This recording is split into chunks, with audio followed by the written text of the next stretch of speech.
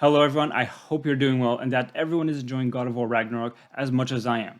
Though that's not what I'm here to talk about today. About a week ago, before going back home and continuing God of War Ragnarok, because it just came out and it was just absolutely always on my mind, I thought I'd give Vampire Survivors a taste since I saw that it released on the Xbox Game Pass. This game has been the indie sensation of the year during its early access period. I've heard a lot about it, but I never got to try it out until now. And it's also worth noting that this is a game developed and published by one man called Luca Galante, who is also known as Ponko. In essence, this is a roguelike shoot 'em up that is devilishly simple.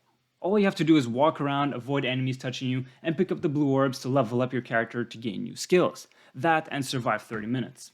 It's an incredibly passive gaming experience where you suck up these orbs like some Roomba wandering these hellish demon-infested pixelated plains. Honestly, from a distance, I didn't get the hype. But from the moment I first chased the dragon, I was hooked. The game loop is so simple but insanely addictive. This is the perfect game to play while listening to a podcast, an album, or whatever floats your boat really.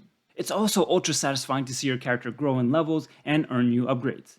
There's a cool synergy between the upgrades, especially the evolved versions.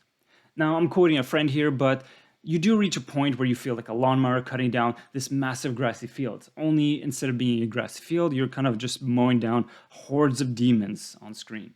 And I dare say that is one of the most impressive parts of Vampire Survivors. I remember early on as I was progressing thinking, oh, wow, that's a lot of enemies. Honestly, that was nothing. Things only escalate more and more as you go on. And I guess it is a bit of a double-edged sword.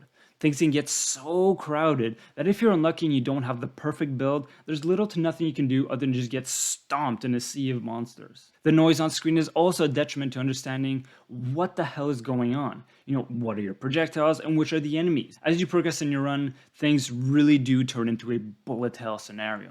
It really becomes impossible to discern your actions from those of the enemies. But luckily, it doesn't really matter since you're equally wreaking havoc on the waves of enemies. Chances are you'll be plowing ahead come hell or high water. As some of you may have noticed, I'm really a narrative gamer, so these kind of games aren't exactly my cup of tea. Regardless, I had a lot of fun playing Vampire Survivors, and I'm just shocked at how fiendishly addictive it is. Its simplicity is its genius. And though it is simple, there's a surprising amount of depth to be found here, so by all means, don't underestimate this game. Still, there's only so much you can get out of this game. In the end, it's a very simple and repetitive game loop, and after a while I was asking myself, why the hell am I still here in this never-ending game loop instead of playing God of War? So yeah, I really enjoyed Vampire Survivors, and I'm giving it a very solid 7 out of 10. I'll also take this occasion to shout out that a 7 out of 10 is a very respectable score.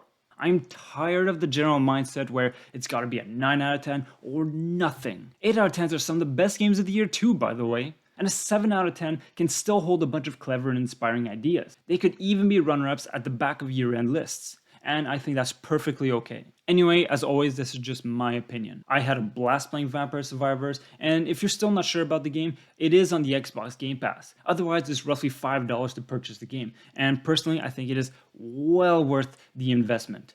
If you're looking for a fun game to relax to and to just turn your brain off and just mow down a horde of enemies, well, look no further. This really is the game for that of this year. And that is all for today. As always, wishing you and your loved ones nothing but the best. Take care and talk to you very soon.